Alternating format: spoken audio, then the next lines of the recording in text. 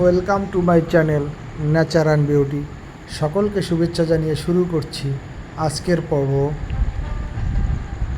সমন্বিতভাবে ধান কাটা হয় কিভাবে, তাই আধুনিক যুগে আধুনিক পদ্ধতিতে ধান কাটা হয় এবং সেই চিরাচরিত নিয়ম অনুযায়ীও ধান কাটা হয়। দেখুন, সেই চিরাচরিত নিয়ম অনুযায়ী শ্রমিকরা বা কৃষকরা ধান কাটছে, কেটে কেটে জমিতে শুকানোর জন্য রাখছে। পাখিরা সেই শুকনো ধানের উপর হেঁটে হেঁটে ঘাস ফড়িং খাচ্ছে। কীভাবে সারিবদ্ধভাবে রেখেছে, শুকানোর জন্য রেখেছে সেই পাকা ধান, সোনালি রঙের সেই ধান। এদিকে কাটা ধান মাথায় করে, আটি বেঁধে মাথায় করে এনে এক জায়গায় রাস্তার উপরে জড়ো করেছে, উঁচু জায়গাতে মাড়াই করবে। এই যে এগুলো মাড়াইয়ের জন্য রেখে দূর থেকে তারা মাথায় বয়ে নিয়ে আসছে।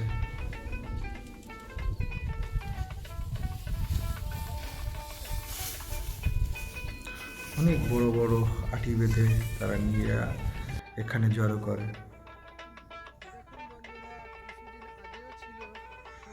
যত দূর দেখা যায় শুধু পাকা ধান আর পাকা ধান, গোল্ডেন কালারে পুরো মাঠ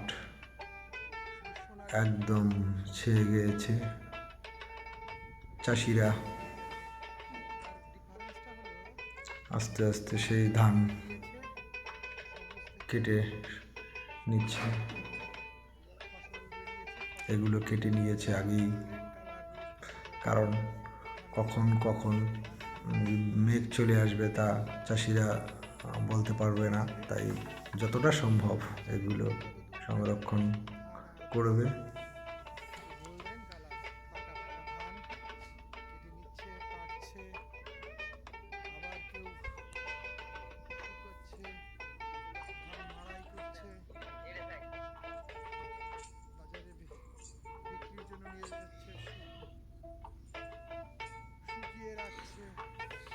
খুবই সুন্দর ধান হয়েছে এবছর। যদি প্রাকৃতিক দুর্যোগ না আসে তবে কৃষকরা অবশ্যই ভালো ফসল পাবে বলে আশা করছে।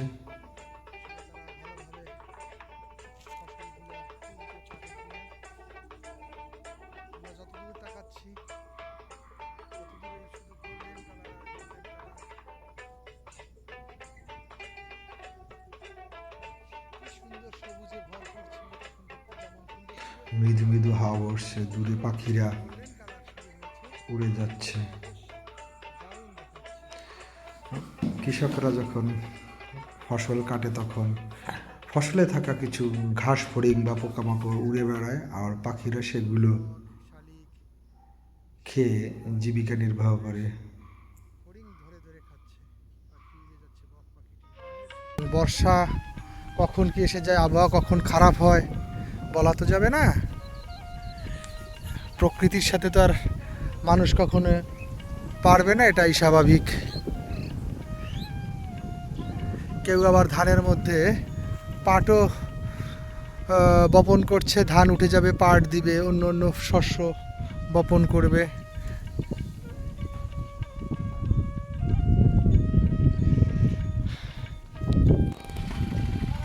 এদিকে পাশেই মৎস্য চাষিরা মাছ চাষ করছে।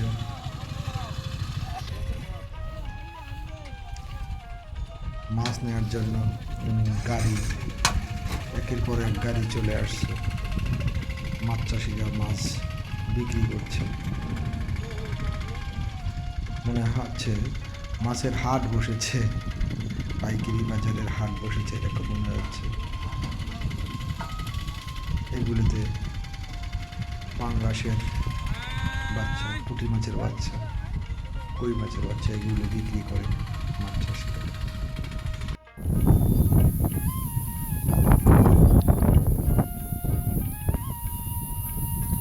দূরে মাড়াই করে খড়কুটো রেখেছে, সবুজ সবুজ দেখা যাচ্ছে, আবার পাকা পাকাও দেখা যাচ্ছে। মেশিন দিয়ে আসলে এ ধরনের ফসল কেটে ফেলে।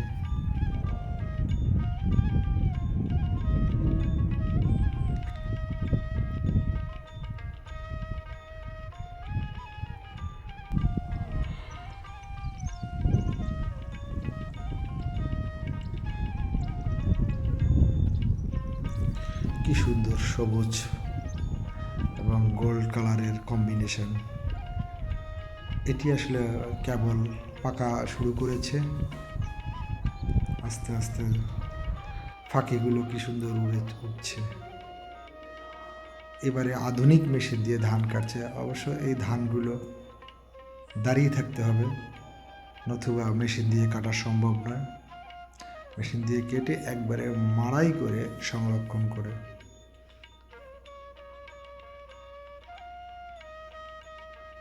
খুব শক্তিশালী মেশিন। 1 বিঘে জমির ধান কাটতে 20 থেকে 22 মিনিটের মতো সময় নেয়।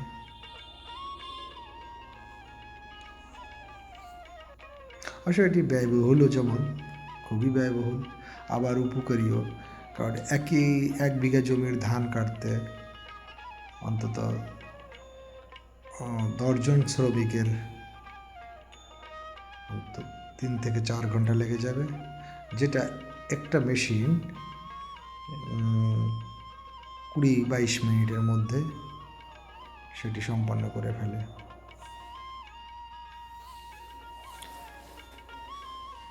ম্যানুয়াল পদ্ধতিতে যেমন ধান গাছ দাঁড়িয়ে থাকুক বা শুয়ে পড়ুক বা পড়ে যাক, যেভাবেও কাটা সম্ভব, কিন্তু মেশিন দিয়ে আসলে দাঁড়িয়ে থাকা ধান ছাড়া কাটা সম্ভব নয়।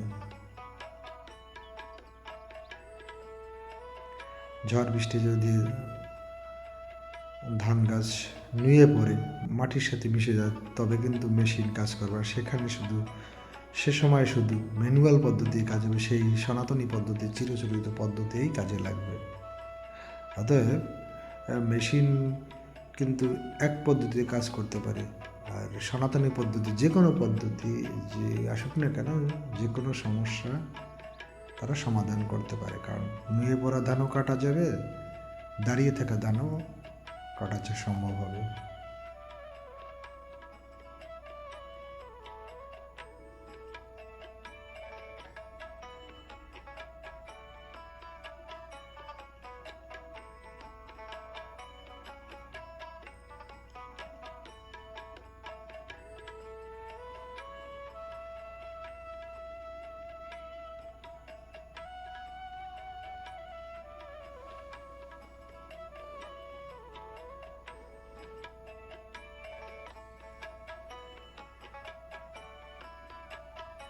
খুব অল্প সময়ের মধ্যে ধানগুলো কেটে ফেলে।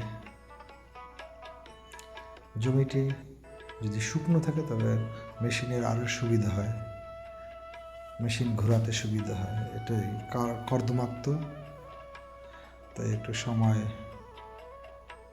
লেগে যায়।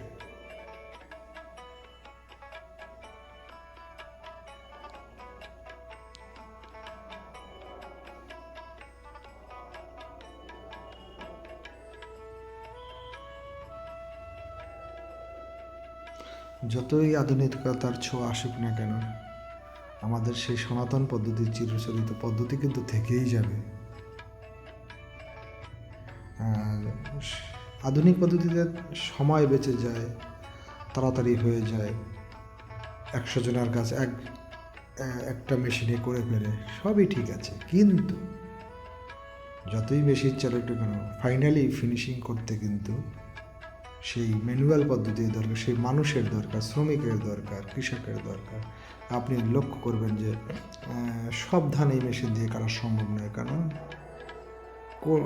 কোনায় কোনায় ধান থেকে যাবে, যেটা হাতের মাধ্যমে কাস্তে দিয়ে কৃষক বা ধান চাষি কেটে পরিষ্কার করবে বা নিয়ে যাবে। মেশিন কিন্তু সব জায়গাতে যাওয়া সম্ভব নয়।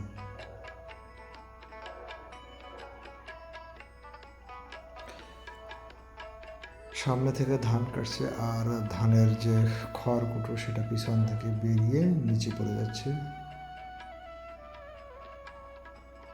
একটা জিনিস, মেশিন দিয়ে ধান কেটে নিলে এর যে খড় এটি কিন্তু সংরক্ষণ করা সম্ভব না, মাটির সাথে মিলে যায়, পিছনে পড়ে যায়, এ দিয়ে কোনো কাজ হয় না। কিন্তু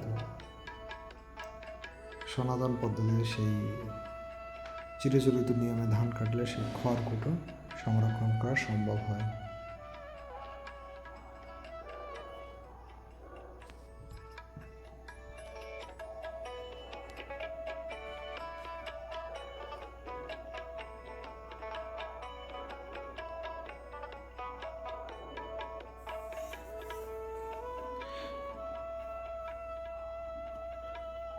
এটি দেখানোর চেষ্টা করেছি যে মেশিন সব জায়গায় যাওয়া সম্ভব নয়।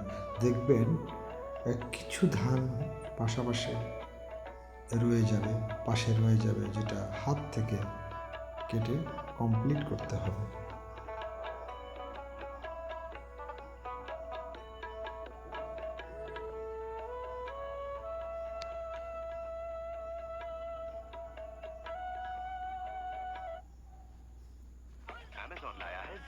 এই দেখেন, এই কৃষক ভাই সেই মেশিনে কাটার সম্ভাবনা হাত থেকে কেটে কমপ্লিট করেছে। তার মানে বলতে চেয়েছি যে ফাইনালি কোনো কিছু ফিনিশিং করতে হলে সেই মানুষের সেই আধুনিক সেই চিরাচরিত নিয়ম ফলো করতে হয়, যেটি এই কৃষক ভাই করে দেখালো।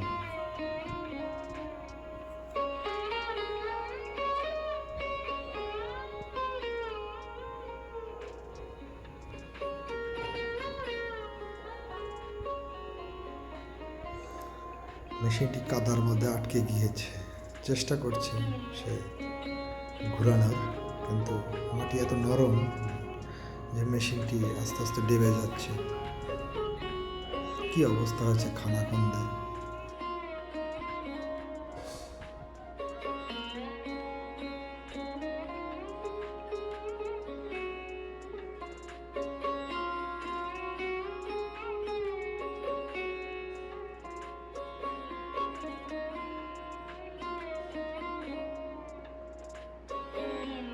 মেশিনের উপর ভাগে যে পাইপটি রয়েছে, এই যে পাইপটি দেখা যাচ্ছে, এর মাধ্যমে ধানগুলো একটি জায়গায় নিয়ে আস্তে আস্তে মোটরের মাধ্যমে ওখানে বস্তাবন্দি করে বা চটের উপর রেখে দেয়।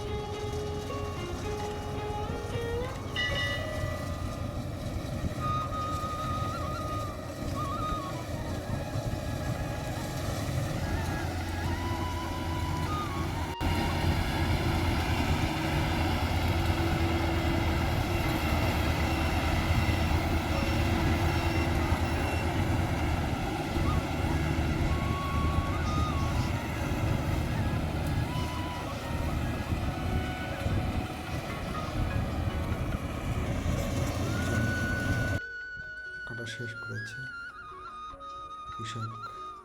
মেশিন থেকে নামানো ধান এই চটের উপর আস্তে আস্তে শুকানোর জন্য দিয়েছে। ধানগুলো পরিষ্কার ধান শুকিয়ে বিক্রি করবে বা বাড়িতে নিয়ে যাবে। অনেকে মাঠ থেকে বিক্রি করে। এটা দেখুন, হাত থেকে বস্তা আসছে, এটা বাড়ির মধ্যে